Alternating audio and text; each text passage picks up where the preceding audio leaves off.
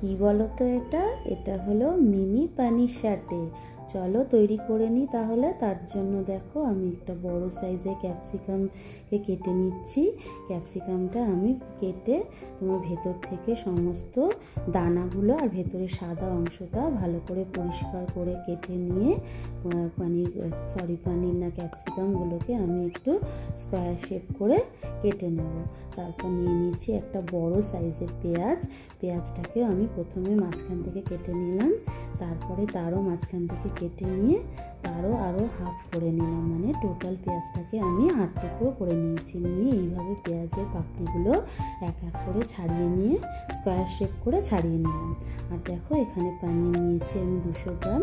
এটা হচ্ছে full cream পানিরটা। এই ফুল ক্রিম পানিরটা দিয়ে তোমরা তৈরি করবে, তাহলে খেতে খুব ভালো হবে।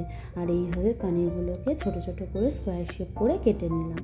তোমরা তোমাদের পছন্দ মতো সাইজ করে কেটে নিও। আমি এইভাবে কেটেছি।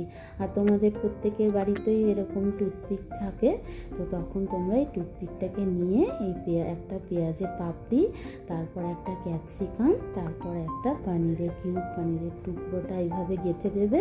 দিয়ে যেইভাবে পেঁয়াজটা আগে কেটেছে যে ঠিক তার অপোজিটভাবে এইভাবে পেঁয়াজটা আর অপোজিট করে তোমরা এইভাবে ক্যাপসিকামটা গেঁথে নিয়ে এইভাবে প্রত্যেকটা তোমরা তৈরি করে নেবে। আরও একটা দেখাই।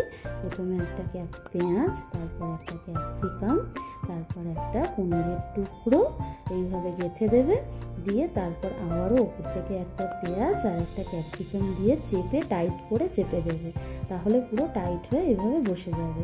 প্রত্যেকটা এইভাবে করে নেওয়ার পর ম্যারিনেশন করে নেব সমস্ত পনিরগুলো। ওপর থেকে ছড়িয়ে দিলাম নুন, পরিমাণ মতো দিয়ে দেবো গোলমরিচ গুঁড়ো, আর তোমার এইভাবেই ছড়িয়ে দেবে। দিয়ে দিলাম একটু চাট মশলা আরও একটু দিলাম। দেওয়ার পর দিয়ে দেবো অল্প করে একটু ধনে গুঁড়ো, আর দিয়ে দেবো একটু জিরে গুঁড়ো। প্রত্যেকটা মশলাই এইভাবে ছড়িয়ে দেবে, তাহলে কি হবে, প্রত্যেকটা পনিরের গায়ে এইভাবে সমস্ত মশলাগুলো পড়বে। এইভাবে আদা রসুন বাটাটাও আমি দিয়ে দিলাম, 1 চামচ মতো লেগেছে আমার। তোমরা তোমাদের পরিমাণ মতন বুঝে দেবে। দিয়ে দিলাম ওপর থেকে একটু গরম মশলার গুঁড়ো। এবার দেখো এটার জন্য আমার একটু সামান্য সর্ষের তেল লাগবে। 1 চামচ মতো সর্ষের তেল গরম করে নিয়ে দিয়ে দিলাম একটু বেসন, 1/2 চামচ মতো। দিয়ে এই বেসনটা একটু হালকা করে তেলের মধ্যে নাড়াচাড়া করে নেবো, যতক্ষণে না ভাজা গন্ধটা বেসনের বেরোচ্ছে। বেসনের ভাজা গন্ধটা বের হয়ে গেলে তারপর এইগুলো তেলটা এর উপর দিয়ে আমি ছড়িয়ে ঢেলে দেবো। দিয়ে আমি এগুলোকে এবার ধীরে ধীরে করে মাখিয়ে নেবো। আর দিয়ে দিলাম একটু লঙ্কা গুঁড়ো। তোমাদের যদি লঙ্কা গুঁড়ো প্রয়োজন না হয় তবে না দেবে, আমার মনে হচ্ছে একটু লাগবে তাই একটু দিয়ে নিলাম। হালকা হাতে সমস্ত পনিরের গায়ে সমস্ত মশলাগুলো মাখিয়ে এইভাবে ম্যারিনেশন করে নিলাম। আমার একটা ব্যাটারের এবার প্রয়োজন, তার জন্য নিয়ে নিলাম ধনে পাতা আর একটু কাঁচা লঙ্কা। এটাকে আমি মিক্সার গ্রাইন্ডারে পেস্ট করে নিয়ে একটা বাটিতে ঢেলে রাখছি। এটা আমার 2টো কাজে লাগবে, দেখে নাও। তারপরে আমি দিয়ে দিলাম 1 কাপ ময়দা, দিয়ে দেবো 1/2 কাপ কর্নফ্লাওয়ার, আর তার মধ্যে দিয়ে দেবো 1/2 চামচ আদা রসুন বাটার পর দিয়ে দেবো যেই তোমার পেস্টটা করে রেখেছিলাম, কাঁচা লঙ্কা ধনে পাতাটা, সেটা 1 চামচ, আর দেবো একটু চাট মশলা, আর দিয়ে দেবো একটু নুন।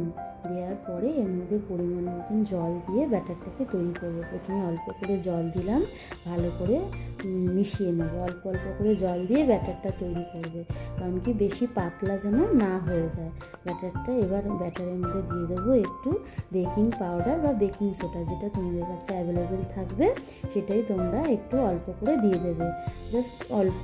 এবার এটাকে দেখো এইরকম কনসিস্টেন্সি হবে ব্যাটারটার। এবার ব্যাটারের মধ্যে দিয়ে দেবো যে পনিরগুলো আমি আগে থেকে ম্যারিনেশন করে রেখেছিলাম, সেইটা এর মধ্যে ঢেলে দেবো। মানে দেখো কড়াইয়ের তেলটাও কিন্তু গরম করে নিয়েছি। পনিরগুলো এর মধ্যে দিয়ে আমি চামচের সাহায্যে এইভাবে দিচ্ছি। দেওয়ার পরে এবার তেলটা যেন খুব গরম না হয়ে যায়, তেলটা মিডিয়াম টেম্পারেচারে থাকবে। দিয়ে এইভাবে উল্টে পাল্টে ভাজবো। আর তোমরা না চামচ দিয়ে এটা দেবে না পনিরের টুকরোগুলোকে। কী হবে বলো তো, চামচ দিয়ে দিলে না ব্যাটারটাও এর সাথে উঠে আসছে, তার ফলে ছড়িয়ে যাচ্ছে। এটাকে আমি তুলে নিলাম। দেখো কিভাবে দিলে ভালো শেপটা দেখতে সুন্দর হবে। তোমরা কি করবে, পনিরের টুকরোটা দিয়ে এইভাবে যে কাঠিটা দিয়ে ধরে এইভাবে ব্যাটারটাকে ঝরিয়ে নেবে, দিয়ে তারপর তেলের মধ্যে দেবে। আর তেলটা বারবার মনে করে বলছি, তেলটা কিন্তু যেন খুব বেশি গরম না হয়ে যায়, তাহলে না পুড়ে যাবে, বেশ মচমচে হবে না।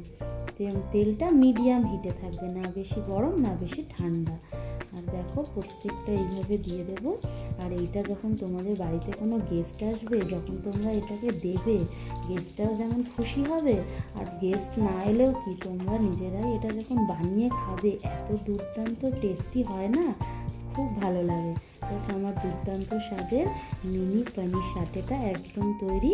আমি এই ধনেপাতা কাঁচা লঙ্কা বাট এটার সাথেই আমি পরিবেশন করেছি।